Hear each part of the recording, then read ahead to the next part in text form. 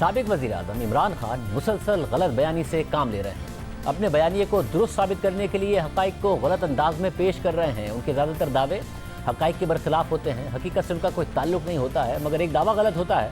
تو وہ نیا دعویٰ کر دیتے ہیں، اور وہ بھی حقائق کے برعکس ہوتا ہے۔ اپنی غلطیوں کی ذمہ داری دوسروں پر ڈالتے ہیں اور دوسروں کے کام کا کریڈٹ خود کو دے دیتے ہیں، اور یہ بار بار کر رہے ہیں۔ گزشتہ روز سابق وزیر اعظم عمران خان نے دعویٰ کیا کہ تحریک انصاف کے سوشل میڈیا کے کارکنوں نے یورپی یونین کی ڈس انفو لیب کو بے نقاب کیا، جس میں 800 فیک ویب سائٹس تھیں جو پاکستان کے خلاف پروپیگنڈا کر رہی تھیں۔ اس میں پاکستان کے کئی صحافی بھی شامل تھے جو اس حکومت کے ساتھ نظر آتے ہیں۔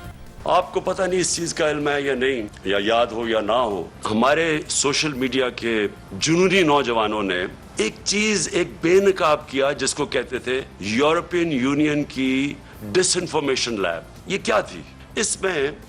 تقریباً 800 فیک سائٹس تھی، اور یہ فیک سائٹس کیا کر رہی تھی؟ یہ مسلسل پاکستان کے خلاف پروپیگنڈا کر رہی تھی، جس میں کئی پاکستان کے صحافی بھی شامل تھے، کئی وہ لوگ شامل تھے جو آج اس امپورٹڈ حکومت کے ساتھ آپ نظر آتے ہیں۔ دو لوگوں کو اٹیک کر رہے تھے، ایک عمران خان کو اور ایک پاکستانی فوج کو،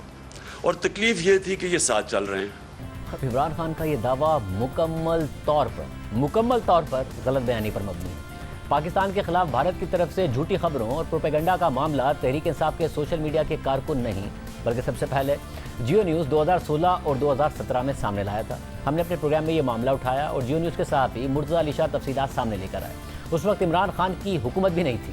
پھر EU ڈس انفو لیب کی رپورٹ 2020 میں سامنے آئی تو اس نے ان معاملات کی تصدیق کی اور بھارتی پروپیگنڈا کی ساری حقیقت کھول کر رکھ دی، جس میں EU ڈس انفو لیب نے خود بھارتی میڈیا کو بے نقاب کیا تھا۔ یعنی تحریک انصاف کے جنونی کارکنوں نے EU ڈس انفو لیب کو بے نقاب نہیں کیا تھا جیسا کہ عمران خان صاحب دعویٰ کر رہے ہیں، بلکہ EU ڈس انفو لیب نے بھارتی نیٹ ورک کو بے نقاب کیا تھا، جس کا کام ہی جعلی خبریں پھیلانے کے نیٹ ورکس کے خلاف ریسرچ کرنا اور انہیں بے نقاب کرنا ہے۔ اور EU ڈس انفو لیب کے مطابق اس پروپیگنڈا میں پاکستانی صحافی ملوث نہیں تھے۔ حقائق سے ان کا جائزہ لیتے ہیں۔ 2016 اور 2017 میں ہم نے اپنے پروگرام میں بتایا تھا کہ بھارت کس طرح سے دنیا بھر میں پاکستان کو بدنام کر رہا ہے، پاکستان کے خلاف منفی خبریں پھیلا رہا ہے اور پاکستان مخالف بیانیہ بنا رہا ہے، لابنگ کر رہا ہے۔ رواں ماہ کے آغاز سے اچانک سے سوئٹزرلینڈ کے شہر جنیوا میں بلوچستان سے متعلق پوسٹرز اور بل بورڈ جگہ جگہ نظر آ رہے ہیں۔ پاکستان میں اقلیتوں کے تحفظ سے متعلق منفی پروپیگنڈا کیا جا رہا۔ اس پروپیگنڈے کے پوسٹرز رکشوں پر اور ٹیکسیوں پر چسپاں ہیں، اور اس مذموم مہم کی ٹائمنگ اور مقام بہت اہم ہے۔ یہ سب ایسے وقت میں ہو رہا ہے جب جنیوا میں اقوام متحدہ کی ہیومن رائٹس کونسل کا 36واں اجلاس ہو رہا ہے۔ گزشتہ سال بھی ستمبر کے مہینے میں جنیوا میں ایسا ہی کچھ ہوا تھا، لیکن گزشتہ سال بھی اس کام کو انجام دینے والے پیسے دے کر کرائے کے مظاہرین لائے گئے تھے۔ یہ بہت بڑی کیمپین ہے، یہ تقریباً 2.5 سے 3 ملین فرینکس تک کی اس کی کاسٹ بنتی ہے۔ جو بلوچستان ہاؤس نامی تنظیم ہے اس نے پوسٹرز لگا رکھے ہیں جو پاکستان کا جو جغرافیائی جو وحدت ہے اس کے خلاف ہے، جن پر نعرے درج ہیں۔ اس طرح کی کیمپین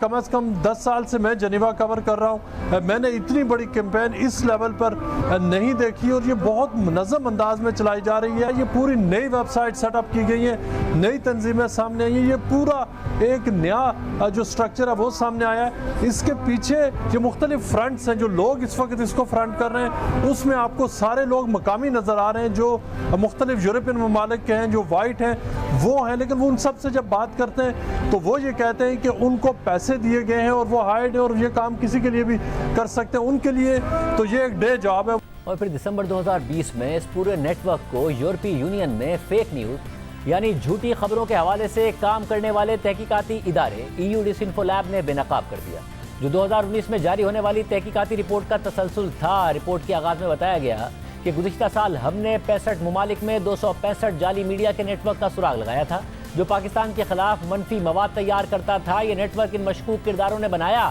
جو یورپی پارلیمنٹ کے جعلی میگزین EP ٹوڈے کے پیچھے تھے۔ یہ میگزین 2006 سے برسلز میں فعال تھا۔ یہ خود ساختہ میگزین یورپی پارلیمنٹ کے اراکین اور دیگر سیاستدانوں کے لیے ایک ایسا پلیٹ فارم تھا جہاں وہ اپنے خیالات کا اظہار کر سکتے تھے، خاص طور پر ایسے خیالات جو بھارت کے مفاد میں اور پاکستان کے خلاف ہوں۔ ان میں کچھ یورپی اراکین پارلیمنٹ اور دیگر سیاستدان اقوام متحدہ کے سائیڈ ایونٹس، پریس کانفرنسز اور اقلیتوں کے حقوق کے اداروں کے مظاہروں میں شرکت کرتے ہیں، جن کا انعقاد یہی مشکوک کردار کرتے ہیں۔ रिपोर्ट के मुताबिक तहकीक में ये बात सामने आई कि द टाइम्स ऑफ जेनेवा नामी एक जाली मीडिया और उसके साथ मुबैना तौर पर जेनेवा में काम करने वाली 4 न्यूज़ एजेंसी तहरीरी और वीडियो कंटेंट तैयार करती है, जिसे ये एनजीओज ऑनलाइन इस्तेमाल करती हैं और फिर भारतीय न्यूज़ एजेंसी ANI और दीगर जाली मीडिया नेटवर्क के जरिए फैलाया जाता है। इस सारे ऑपरेशन का ताल्लुक दिल्ली में वाक़या श्रीवास्तव ग्रुप से जुड़ता है, जिसने women's economic and social think tank की पार्टनरशिप के साथ यूरोपीय यूनियन के 27 अरकान के दौरा कश्मीर को स्पॉन्सर किया और भारतीय वज़ीर आज़म नरेंद्र मोदी से उनकी मुलाकात भी कराई।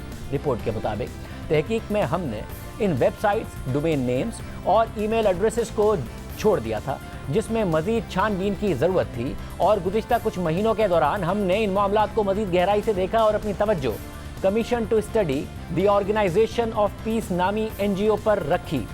रिपोर्ट के मुताबिक छानबीन के बाद हमें इस बात का एहसास हुआ कि ये अमरीकी NGO जो अक़वाम मुत्तहिदा के इकनॉमिक एंड सोशल काउंसिल से तस्लीम शुदा है, वो 70 की दहाई से गैर फ़ाल हो गई थी और फिर 2005 में जाकर अचानक दोबारा से फ़ाल हो गई। रिपोर्ट के मुताबिक इस इदारे की शनाख्त को इन्हीं अनासिर ने हाईजैक कर लिया, जिनकी निशानदही हमने अपनी हालिया तहकीक में की थी और हैरानकुन तौर पर हमें यह पता चला कि ये इदारा ना सिर्फ दोबारा मंजर आम पर आया, बल्कि इसके साबिक चेयरमैन, जिन्हें अमेरिका में आलमी क़वानीन बराए इंसानी हुकूक के बानियों में समझा जाता है और जो 2006 में ही इंतकाल कर चुके थे, उन्होंने इस इदारे के ज़रिए 2007 में अक़वाम मुत्तहिदा की काउंसिल बराए इंसानी हुकूक के इजलास में शिरकत की और 2011 में फ्रेंड्स ऑफ गिलगित बल्तिस्तान की तरफ से वाशिंगटन DC में जो तकरीब मुनक़िद हुई, उसमें भी शिरकत की। यानी तहकीक के मुताबिक जो मोतबर इदारे गैर फ़ाल हो गए थे, उन्हें दोबारा फ़ाल किया गया और मारूफ कानूनदान जो इन इदारों से वाबस्ता थे और इंतकाल कर गए थे, उन्हें ज़िंदा ज़ाहिर किया गया और फिर ये दिखाया गया कि वो इन इजलासों में शिरकत कर रहे हैं सिर्फ इसलिए ताकि इदारों की साख को मोतबर दिखाया जा सके और फिर उनके ज़रिए प्रोपेगेंडा करके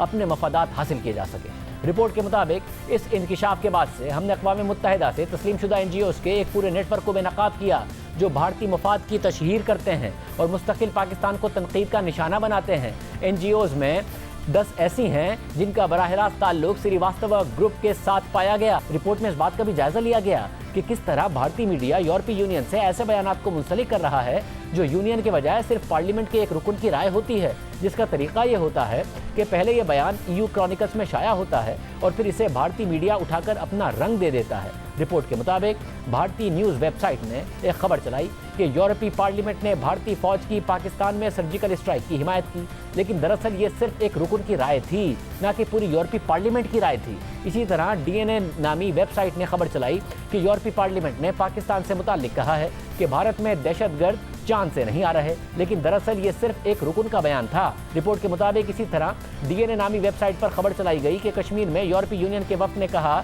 कि जम्मू कश्मीर में ज़्यादातर दहशतगर्द पाकिस्तान से आए हैं, लेकिन दरअसल ये यूरोपीय यूनियन का सरकारी वफ़द ही नहीं था। रिपोर्ट के मुताबिक EU क्रॉनिकल्स में जो आर्टिकल शाया होते हैं, उन्हें सिर्फ एक ही ज़रिए से कवरेज मिलती है और वो ज़रिया इंडियन प्रेस एजेंसी का है, जो अक्सर इन आर्टिकल्स को आज़ाद मीडिया EU क्रॉनिकल के नाम से शाया करता है और उनकी रीपैकेजिंग भी करता है। रिपोर्ट के मुताबिक ANI, जो भारत की सबसे बड़ी न्यूज़ एजेंसीज में शुमार होती है, वो जेनेवा में काम करने वाले मशकूक NGOs को बड़े पैमाने पर कवरेज देती है और ANI की तरफ से इन चीज़ों की कवरेज और मालूमात को अपना रंग देने से हम एक नतीजे पर पहुंचे और हमें बिग न्यूज़ नेटवर्क और वर्ल्ड न्यूज़ नेटवर्क का सुराग मिला। ये नेटवर्क 95 ममालिक में 500 से ज़ायद जाली लोकल मीडिया के जरिए चीन और पाकिस्तान के खिलाफ मनफी चीज़ों को रिप्रोड्यूस करने में मदद कर रहा है। रिपोर्ट के मुताबिक बिग न्यूज़ नेटवर्क एक खुद साख्ता न्यूज़ एजेंसी है। इसके पास 450 से ज़ायद मीडिया इदारों की मिल्कियत है और 450 मीडिया वेबसाइट्स में ज़्यादातर वेबसाइट्स पर सिर्फ कॉपी पेस्ट किया जाता है। इनका मवाद भी ओरिजिनल नहीं होता है। ये इदारे ज़्यादातर न्यूज़ वायर कंपनीज, आलमी मीडिया और भारतीय न्यूज़ एजेंसी का मवाद कॉपी पेस्ट करते हैं। डिसइंफो लैब की तहकीक के मुताबिक हमारी तहकीक से ये जाहिर होता है कि जो ऑपरेशन श्रीवास्तव ग्रुप ने शुरू किया और जिसे बढ़ाने में भारतीय न्यूज़ एजेंसी ANI ने अहम किरदार अदा किया, वो ऑपरेशन 2005 से शुरू हुआ है और अब तक चल रहा है। रिपोर्ट के मुताबिक इस ऑपरेशन का मकसद इन ममालिक को बदनाम करना है जो भारत के साथ तनाज़े में हैं, बिलखुसूस पाकिस्तान और एक हद तक चीन भी। इस ऑपरेशन के तवील मुद्दती मकासद में भारत के अंदर प्रो इंडियन और एंटी पाकिस्तान जज्बात को क़ुव्वत फराहम करना, आलमी तौर पर ताकत का हुसूल और भारत की साख को बेहतर करना और दीगर ममालिक की साख को नुकसान पहुँचाना है, ताकि यूरोपीय यूनियन और अक़वाम मुत्तहिदा जैसे इदारों से मदद हासिल की जा सके। अब ये मामला ना तो तहरीक इंसाफ सामने लाई थी और ना ही पाकिस्तान मुखालिफ इस भारतीय प्रोपेगेंडा में कोई पाकिस्तानी सहाफ़ी शामिल था, मगर इमरान खान ने अपनी पार्टी के सोशल मीडिया कारकुनान को इस सारी रिसर्च का क्रेडिट दे दिया, इस सारे मामले को अपने मुताल्लिक करार दे दिया और एक बार फिर मुकम्मल तौर पर गलत बयानी से काम ले रहे हैं।